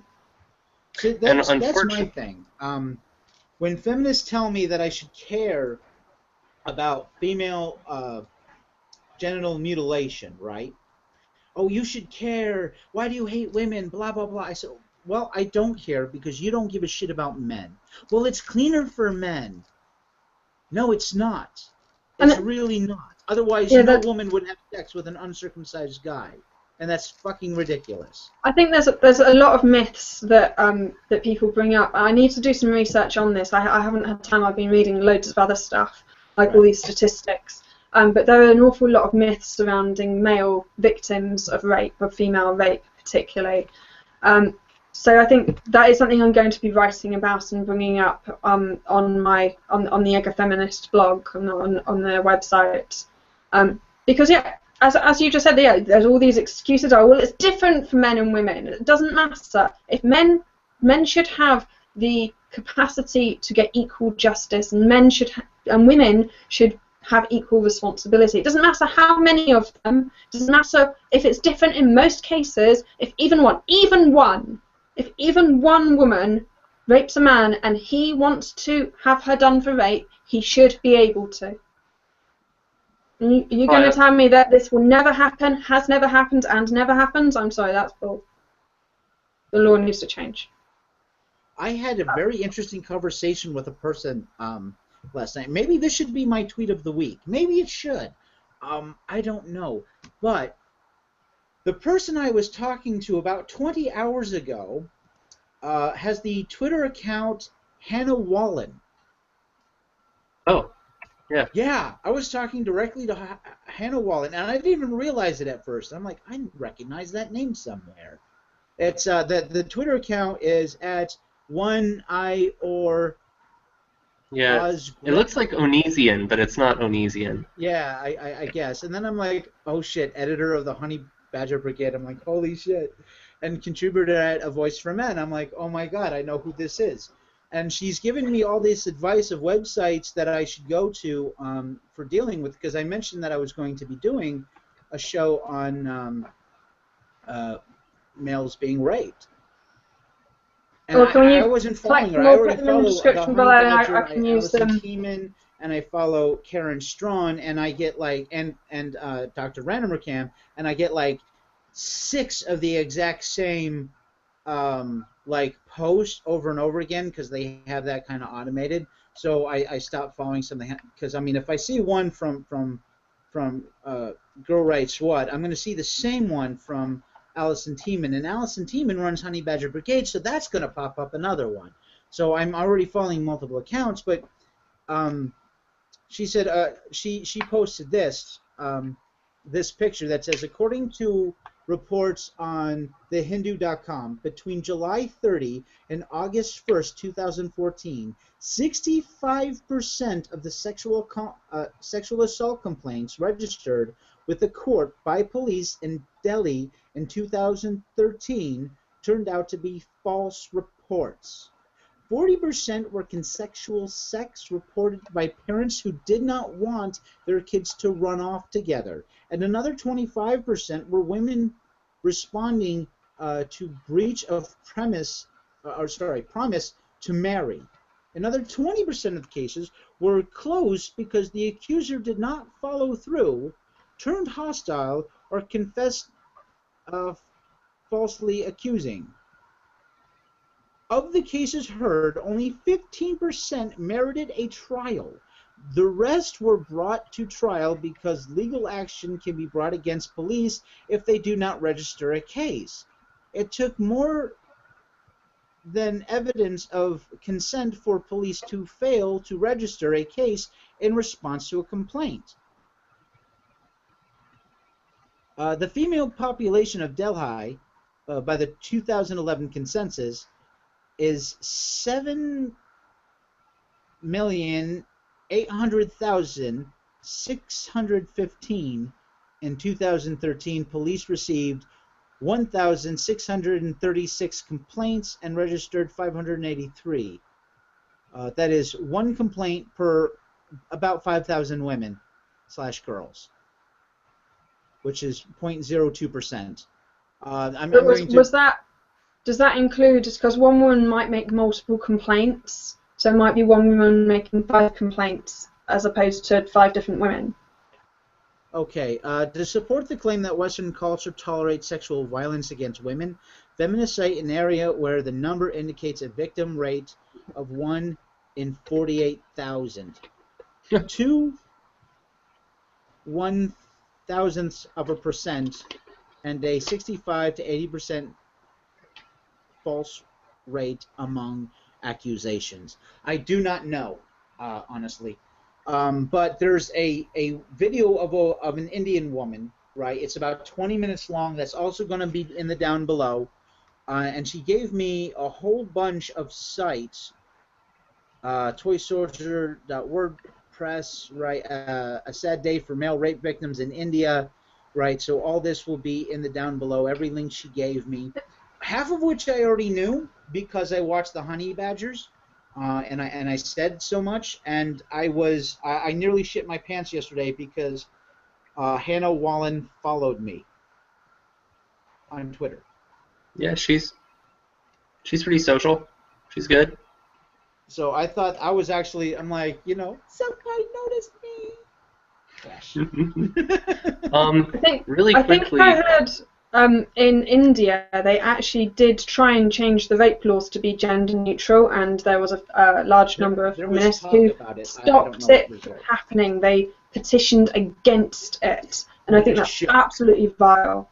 It's absolutely, you are harming women's agency when you do that. You are actively telling women that they're a special case, that they can't be raped, that they can only be victims, that they can't act.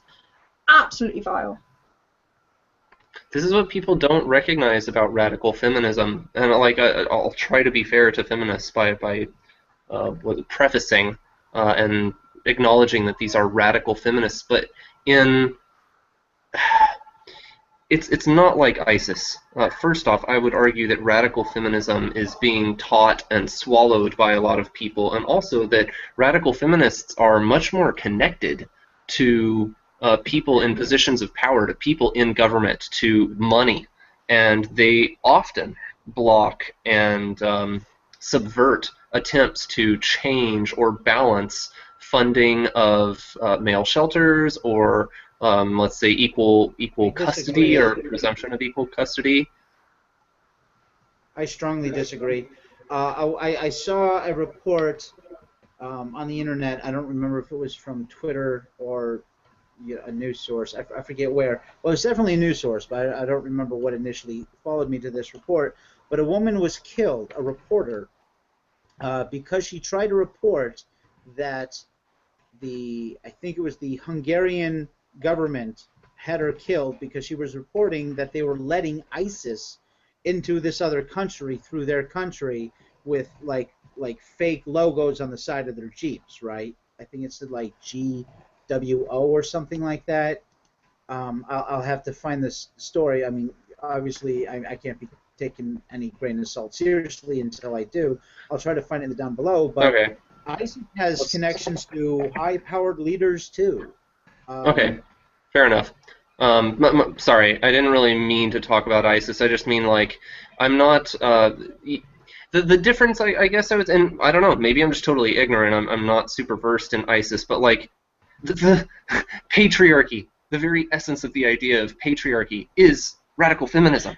And, like, people, like, this is now mainstream feminism. And people don't realize, like, this would be like if Muslims, like, all Muslims out there were regurgitating and repeating the same concepts that were once exclusive to their radicals.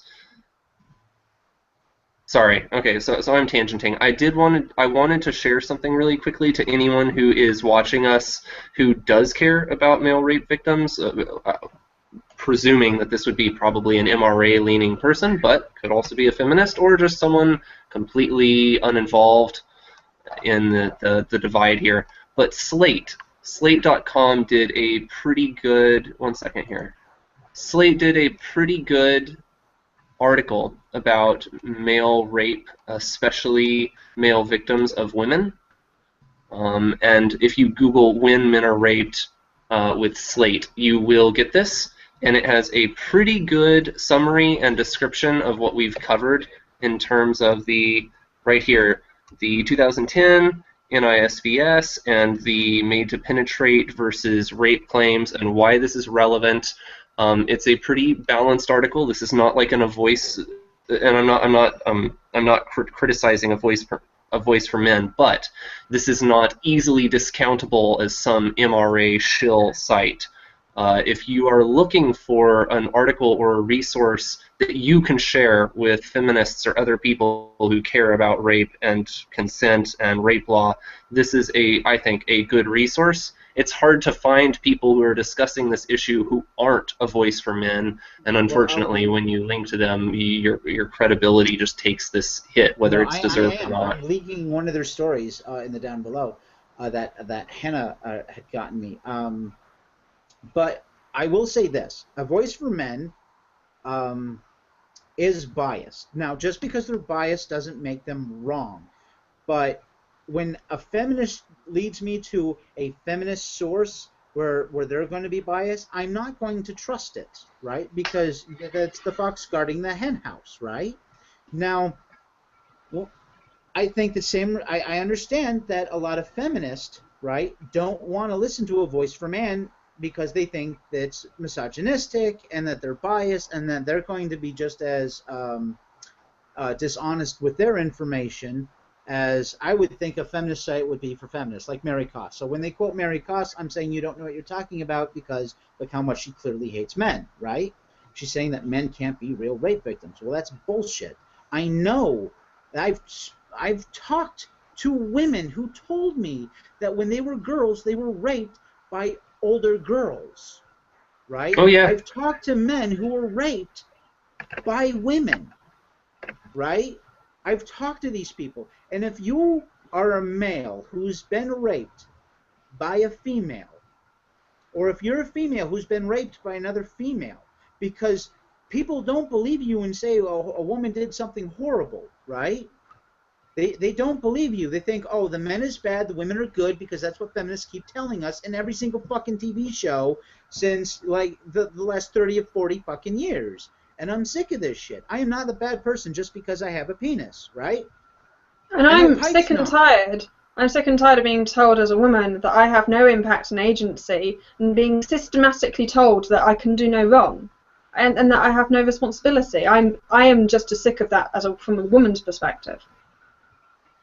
So yeah, I totally understand that. The next time they tell you have no impact, punch them in the nose. Are you sure? Did I just prove you wrong? You know.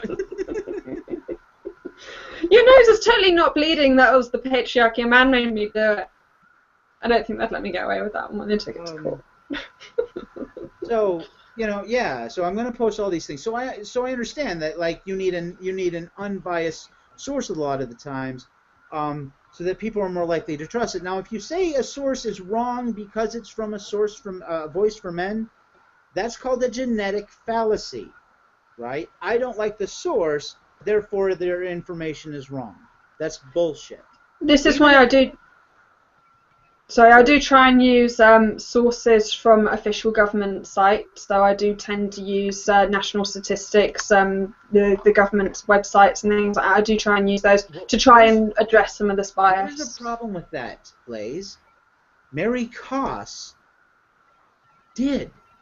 Her numbers are what the CDC reports, because the CDC, if you don't know, is a government website. It is a government source. And it's been hijacked by this fucking feminist that clearly hates men. But then you can look at it and you can look at the bias, but at least the source shouldn't be biased. And so when it is, you can find it easier. Since we're talking about the honey badgers, right? Since we're talking about the honey badgers anyway, I would like to point out that Alison Tiemann actually did file a she actually first she called up the CDC and I said I want the numbers from where you got your information about rape, right? And they said we can't give that out to you because we don't know if you're going to interpret the data correctly. Yeah, right. That's not the source's job. It's up to the researcher, which was Alison Tiemann in this case, to determine that. Right? So they already want you to only look at the numbers the way they want you to. So then she puts in a Freedom of Information Act, right? And they denied her again, even with that. So sorry. I don't know how they can justify denying. I don't know either, but right there it shows that they're full of shit. Because if you have real numbers, you want to put that out there so that everybody can see. And Mary Koss has already been debunked. You can maybe do a basic Google search and find out how debunked she actually is. So there is one thing I found quite interesting when I was writing my article. I actually realised that particularly the UK, any of the rape laws in the UK, all of them are very gendered, but also that they break the Discrimination Act because they're gendered. It is an indirect discrimination. So it's possible that men could take the government perhaps to court because they are indiscriminately discriminating. They're indirectly discriminating against men and women because of the lack of agency. So I'm curious to know if that could be a way forward, particularly if the government don't listen to this. Is that a potential option in the future? And I think men do need to start suing more when this happens. When a woman is given less sentence for a man for the same crime, why shouldn't he sue for gender discrimination? If there's the evidence is all there to prove it. Oh my God! This boiled my blood. Maybe this should have been different topic, different day. I'm going to say rabbit hole. Okay, but next episode maybe. Well, no, this is related. This is related. I was talking to a male feminist, and okay, you're right, because we're talking about equal sentencing, but the logic still applies here. I was talking about equal sentencing, or I was bringing up issues men face, because he's telling me, that men, what issues do men have? Men aren't oppressed. Men don't have issues. Blah blah blah. And I mentioned equal sentencing, and he was like, well, yeah, well, that's a result of patriarchy. Why do you think it is that men are punished more harshly? And I'm like, if men are punished more harshly, okay, but let's assume that that's patriarchy. Then at the very least, you can no longer go on believing that men are default privileged and that men are never oppressed. Like you're literally admitting here that patriarchy oppresses men too. Well, yeah, patriarchy oppresses men too. And he's like, well, what are your solutions? And so I give him a list. I'm like, how about some legislation, some oversight for judges sentencing? And we do like a meta-analysis or something, and we have some sort of accountability, some body of accountability, or take some legislative approach to demand or put pressure on judges to give equal sentencing to men and women. And he's like, well, you know, and I have a tweet about this recently too. I told another feminist about this, and more specifically about rape and male rape. And she's like, well, you MRAs, you go on attacking the symptoms, and we're going to go and attack the root of the problem, patriarchy. I'm like, are you kidding me? You're going to attack abstract social constructs and concepts, and you're going to mock and shame people who actually want to go after legislative action to address specific points. You really think that you can... That's like saying the river is causing our city to flood, so we're going to go attack the river by stabbing it with our swords. Yeah, don't build a dam. You know, go fight the river. Like, oh, Christ. It's funny you say that. It's funny you say that because I was talking about I brought up right to a male feminist. I said I brought up, hey, look, you know, you have. You know, women have the right to vote, right? And they go, yeah. I said, but they never fought for the right for prescription, right? They're like, what do you mean? I said, when I turned 18, I had to fill out a card that said, in the event of war, that I'm to be drafted, right? I'm turning 18. I'm male. You can draft me now, in order for me to legally be able to vote. Not only that, it's not that you can. It's not that you even give up your right to vote. You go to jail if you don't. I said, you don't. Hold on, let me finish. I said, sorry. Why don't we see feminists fighting for being scripted if they want equality, right? Because I have to go fight and die and possibly lose limbs in order for my vote to be valid, right? Or a decent reason in order not to be drafted. I said, when are feminists going to do that? He goes, well,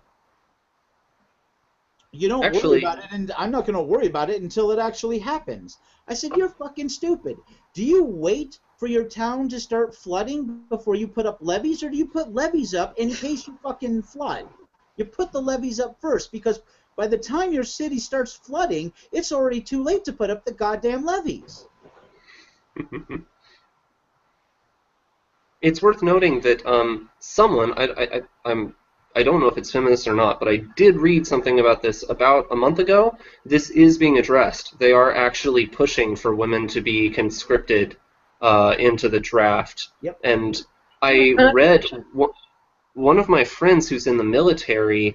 He doesn't really care one way or another about the whole feminism thing, but he was like up in arms. He was like, well, fine, if we're going to conscript women, okay, but they damn well better be able to pass the fitness requirements, because I do not want to serve next to someone who is incapable and unprepared. You have no idea. Like, average civilians don't understand. You don't get a say in this. If you haven't been on the front lines, if you haven't served, then you don't understand how terrifying it is for those of us who are out there in the field of battle to be contemplating or wondering, even just the uncertainty of, if I get shot and wounded, or if there's an IED or something, is this person next to me going to be able to cover me, to protect me, to drag me out of a pit?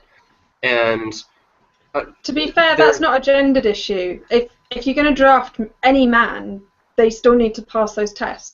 Totally, yeah. That's assuming that you give them combat situations. Also, totally agree. A woman behind the desk is going to push paper just as easily as the guy. Yeah, no, I totally agree. Because she has those fake nails attached, you know. I'm just saying that even totally, I guess the guy, I don't know if he's a feminist or not. He's just some guy. Like, I haven't seen the guy in like 12 years. He's just a Facebook friend. But I'm saying, like, even people who do not fixate and obsess over these issues, they pay attention to the shifting landscape when it comes to this, and there are a lot of that. First off, this is being addressed, and secondly, there are going to be some ramifications to addressing female conscription. That's pretty much my only point there. We've gone completely off topic now. We've been on air for 2 hours, so I'm going to say this is the wrap-up time. And we're on time. Is this like? Actually, we've had a 2 hour. Well, there's actually about another hour of information I wanted to go over, but we don't have to. it's not really that pertinent. Well, I mean, it is and it isn't. We can make this a separate whatever. But I'm going to end the show because we try to make this at least 2 hours or under for people who don't like really, really long shows. So, Blaise, who are you and where can we find you? Hello, I'm Blaise Wilson. I am part of the Egalitarian Feminist community. We are on, there should be some links in descriptions and stuff. I have linked some of the things in the comments. And we are egafeminist.blogspot.co.uk. I'm on Twitter, again there's things, so at egafem or at distturklama, it stands for disgruntled turquoise llama. And yeah, that's me. Hi. Well, yeah, that's me. I'm Pike Kavlovich. You can find me on Twitter with my scary serial killer face profile picture at JDefiant9, JDEFIANT 9. And also, I have a very tiny fledgling YouTube account, and I plan to upload my second very thorough video on the radicalization of feminism later on in the week. I keep saying I'm going to do it. Sooner or later, it's going to happen. My YouTube account is Prometheus Unchained, and I am not the only person with that name. I'm the one with the hand that's on fire. Okay, well, I am Karn33333. That's 5 3s.